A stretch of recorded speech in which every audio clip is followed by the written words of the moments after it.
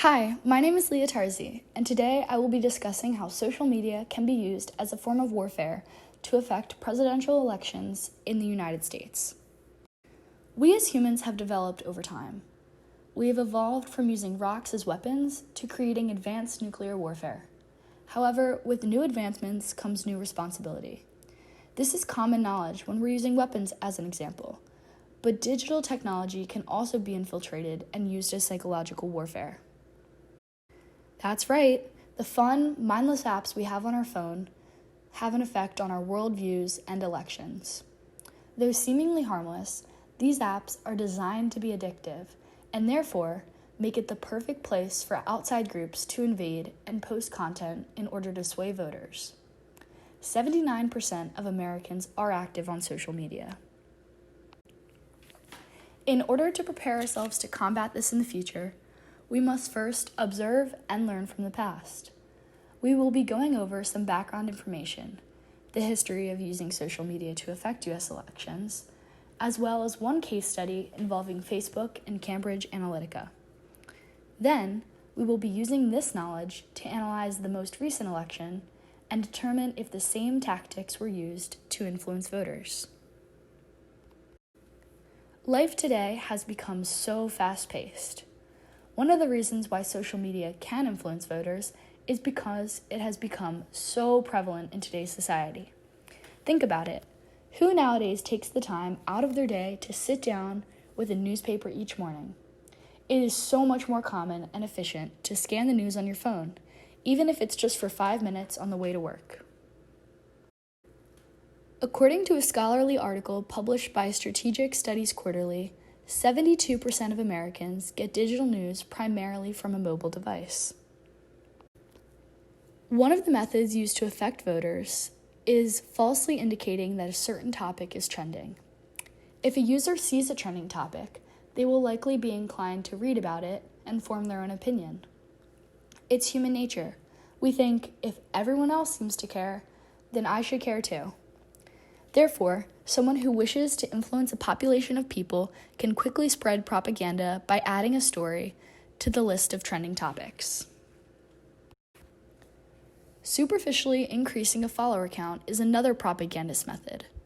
Purchasing fake followers, commonly referred to as bots, can make it appear as if a candidate has a greater following, and thus a greater popularity, compared to another candidate. The follower count, regardless of platform, is highly visible to anyone who visits the profile, and it is often one of the first things people see. When it comes to our peers, we make snap judgments about popularity based on this number, and we do the same for politicians. Facebook in particular has been in the spotlight the past couple of years. It is one of the most powerful tech companies in the world, with incredible reach, as more than 190 million U.S. citizens have active accounts. To put that number in perspective, that's more than 79% of all American adults. It would be naive to think that Facebook content has no impact on American voters. While Facebook is a household name, Cambridge Analytica may not be as easily recognized. Though officially branded as a data collection and processing company, Cambridge Analytica was in fact a full-blown voter profiling and propaganda machine, advertised to wealthy parties as a method of targeting and persuading unassuming citizens to vote in favor of their clients. Back in 2016, Cambridge Analytica used Facebook data, more than 5,000 data points for each American voter, to put together voter profiles. They then used this information to determine which individuals were persuadable, then bombarded those users with propaganda specifically designed to secure more votes for their clients on Election Day. Brittany Kaiser, formerly a top executive at Cambridge Analytica, stated the following: "Our creative team designed personalized content to target those individuals. We bombarded them through blogs, websites, articles, videos, ads, every platform you can imagine, until they saw the world the way we wanted them to." In the context of the 2020 election, we must consider the coronavirus. Due to this pandemic, the majority of Americans were sitting at home for more time than ever before. This led to a spike in time spent online using social media. This increased time spent online leads to an increase in polarization between political parties. According to an article published by NPR, a 2019 study found people's usage of Facebook correlated with how polarized they are and how open they are to understanding the views of the opposition party. The apps are intentionally designed to encourage users to be divisive and rigid in their views.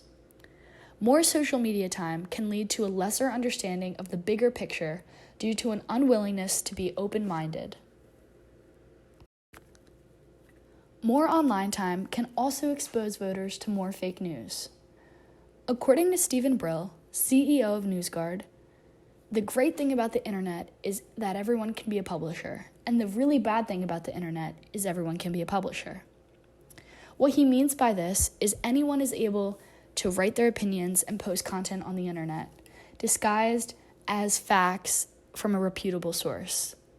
It is commonly known that we need to be aware of the source of all of our information.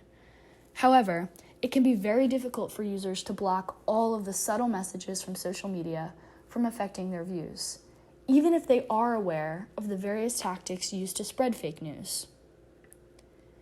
However, social media platforms have taken initiatives to combat misinformation by labeling questionable posts and providing links to verified information. The shutdown of Cambridge Analytica was another positive event, as the company is no longer able to target voters using personal data and affect the 2020 election the same way it did in the 2016 election. However, going forward, we must continue to be aware of how our personal data is used and take precautions to make sure that a similar circumstance does not happen again. Since the last election, social media platforms have avidly been working to defend their web pages against hackers and outside groups who attempt to use bots to push out information and influence elections. They looked at the example of Facebook and tried to learn from those mistakes. While the defense technology has improved, the bot technology has also become harder to detect with the increase in artificial intelligence. It's hard to say at this point, December 2020, how much the influence bots had on the election, but we should know more as time goes on. This will continue to be a push and pull struggle between the tech companies and the hackers for years to come. Overall, the exact reach of the tech platform's influence on the election is not something that can be determined at this point. However, as more time passes, we'll have a better understanding of what happened this year so we can learn from it and improve as we did after the 2016 election. It is important for all Americans to keep in mind that although social media is fun, it can also be used as a weapon to destroy democracy when in the hands of the wrong people.